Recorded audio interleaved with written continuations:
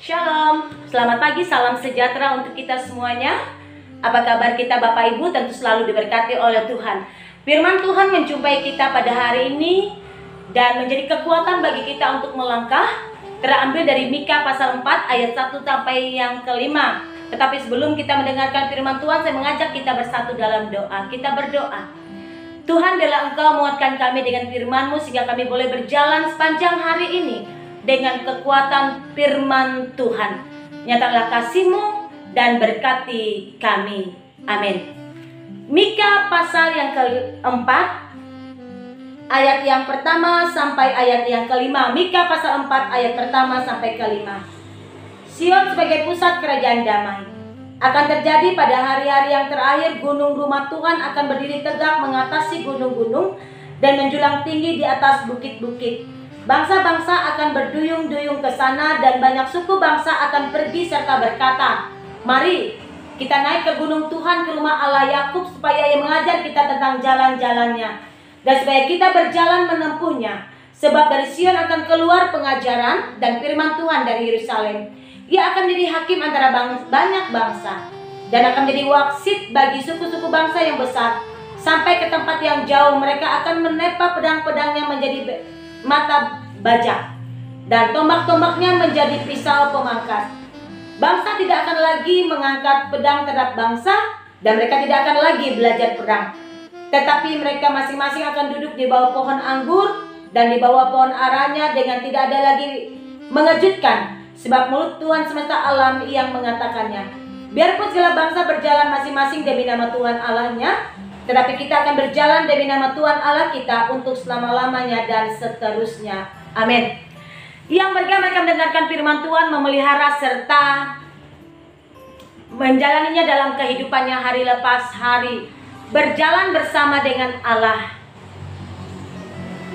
Sungguh indah Bapak Ibu ketika kita selalu berjalan bersama dengan Tuhan. Tuhan dijadikan prioritas yang utama dalam hidup kita, dan Tuhan yang punya otoritas yang besar dalam hidup kita. Mika mengatakan dalam pasal yang keempat ayat 1 sampai 5 pengalaman hidup dari bangsa Israel ketika mereka keluar dari Babel. Apa yang mereka derita, apa yang mereka alami, bahwa ketika mereka ada di Babel, sungguh mereka hidup dalam penderitaan. Hidup mereka mengalami kemalangan dan hidup mereka dalam kesesakan. Tetapi di balik penderitaan itu ada pengharapan yang ditulis oleh Mika pasal 4 ayat 1 sampai 5 ini.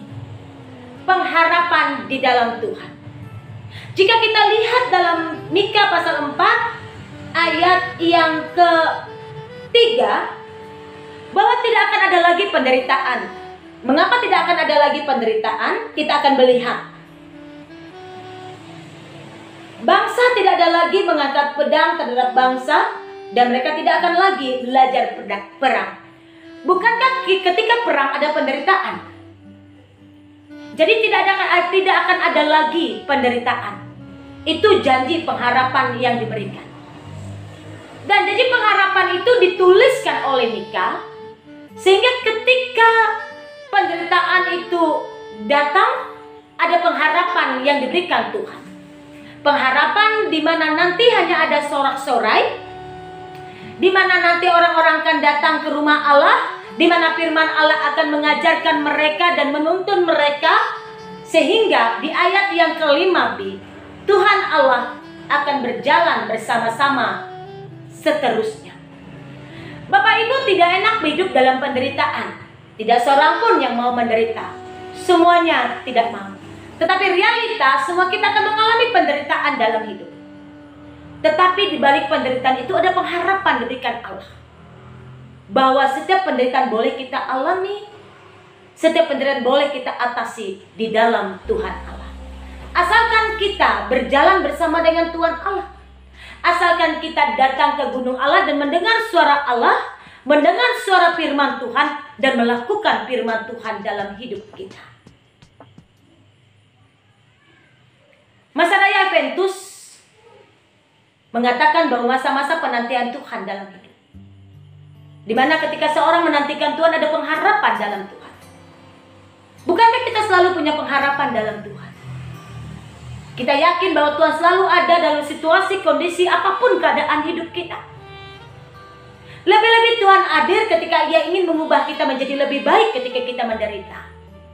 Ketika kita mengalami kemalangan, ketika kita mengalami situasi dan kondisi yang begitu berat, yang kadangkala kita tidak tahu apakah dengan kekuatan kita mampu mengatasi.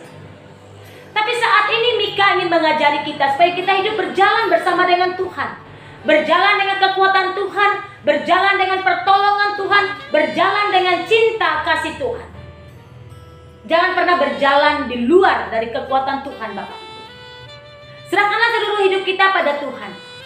Percayalah kepada Tuhan. Biarlah Tuhan Yesus akan bertindak dan memberkati kita. Lebih-lebih di masa raya Adventus ini, kita lebih mendekatkan diri kita pada Tuhan dalam situasi dan kondisi seperti ini. Kita yakin Tuhan selalu menjaga dan memberkati dan melindungi kita semua. Semangat menjalani hidup Bapak Ibu.